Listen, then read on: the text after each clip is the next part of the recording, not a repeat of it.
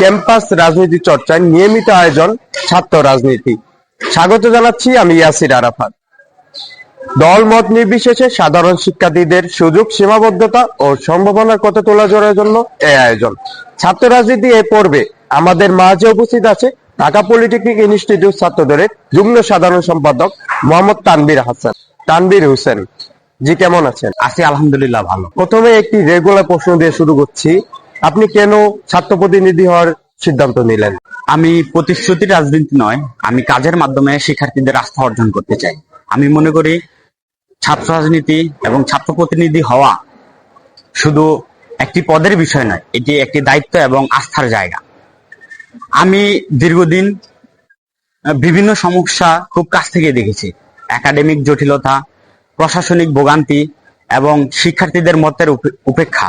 তাই আমার মনে হয়েছে শুধু অভিযোগ নয়, শিক্ষার্থীদের কণ্ঠস্বর হয়ে কাজ করা প্রয়োজন।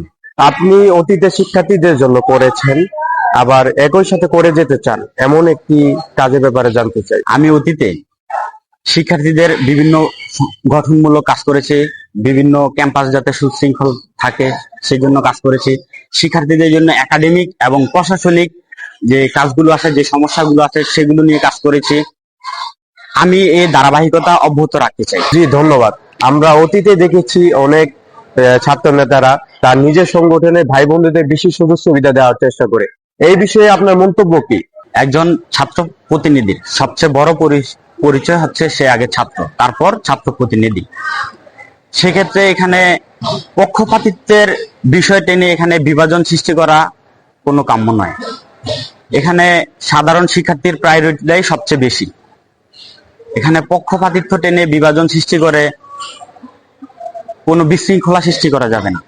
এখানে সাধারণ শিক্ষার্থীদের প্রতিনিধিত্ব করাই মানে ছাত্র প্রতিনিধি। আমি সাধারণ শিক্ষার্থীদের প্রতিনিধিত্ব করি। জি, ধন্যবাদ। আপনার প্রতিষ্ঠানের প্রধান সমস্যাগুলো কি কি? এই সমস্যাগুলো নিরসনে আপনার পরিকল্পনা কি? আমার প্রতিষ্ঠানের প্রধান সমস্যাগুলো হচ্ছে, আমাদের এখানে 64 জেলার ছেলে এবং মেয়ে পড়াশোনা করতে আসে। সেক্ষেত্রে আমাদের হলের সমস্যা রয়েছে এবং ঢাকা কেন্দ্রিক যে সমস্যাগুলো রয়েছে, কেউ আসে আপনার নারায়ণগঞ্জ থেকে, কেউ আসে পুরানঢাকা থেকে, কেউ সাভার থেকে। সেক্ষেত্রে আমাদের পরিবহন যে সমস্যাটা ওটা রয়েছে, পরিবহন সমস্যা রয়েছে ডিজিটাল আইডি কার্ডের সমস্যা। সেক্ষেত্রে আমি ক্যাম্পাস প্রশাসনের সাথে কথা বলেছি এবং ক্যাম্পাস প্রশাসন আমাকে আশ্বস্ত করেছে যে এই সমস্যাগুলো ধীরে ধীরে সমাধান হবে এবং আমি আশা করি এই সমস্যাগুলো সমাধান হবে। জি, ধন্যবাদ। আপনি একজন ছাত্র প্রতিনিধি হিসেবে আগামী 2 বছর পর আপনার প্রতিষ্ঠান ও প্রতিষ্ঠানের শিক্ষার্থীদের কোন পর্যায়ে দেখতে চান? আমি আগামী 2 বছর পর আমার শিক্ষা প্রতিষ্ঠানের শুধু সকল শিক্ষার্থীরা শুধু দক্ষতায় নয়, নেতৃত্ব এবং নৈতিকতার দিক থেকে এগিয়ে থাকবে, এটাই আমার চাওয়া।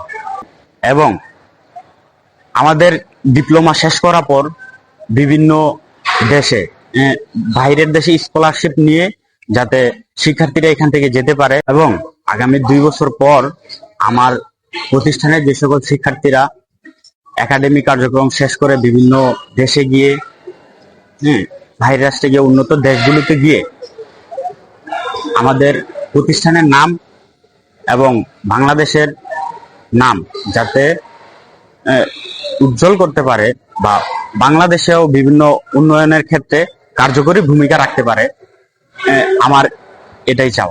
ধন্যবাদ। ক্যাম্পাস, ছাত্র রাজনীতি ও সাধারণ শিক্ষার্থীদের ব্যাপারে আপনার মন্তব্যটা কি? আমার পরিকল্পনা হচ্ছে সাধারণ শিক্ষার্থীদের নিয়ে ক্যাম্পাস এবং ক্যাম্পাসের পরিবেশ যাতে বজায় থাকে, সেক্ষেত্রে কাজ করা। আমি আমার ক্যাম্পাসের উন্নয়নের জন্য কাজ করতে চাই। আমি সাধারণ শিক্ষার্থীদের নিয়ে কাজ করতে চাই। আমি কাজ করতে চাই, নেতৃত্ব গঠনের কাজ করতে চাই। অসংখ্য ধন্যবাদ আপনাকে আমাদের সাথে যুক্ত হওয়ার জন্য। সুপ্রিয় দর্শক শ্রোতা, এতক্ষণ আমরা ঢাকা পলিটেকনিক ইনস্টিটিউট ছাত্রদলের যুগ্ম সাধারণ সম্পাদক তানভীর হোসেনের কথা শুনলাম। তিনি তার প্রতিষ্ঠান ও সাধারণ শিক্ষার্থীদের অধিকার নিয়ে কথা বললেন। আমরা চাই কর্তৃপক্ষ যেন যথাযথ উদ্যোগ নিতে আগ্রহী হয়। আজ এখানেই বিদায় নিচ্ছি। দেখা হবে নতুন পর্বে নতুন এক ছাত্র নেতার সাথে। আল্লাহ হাফেজ।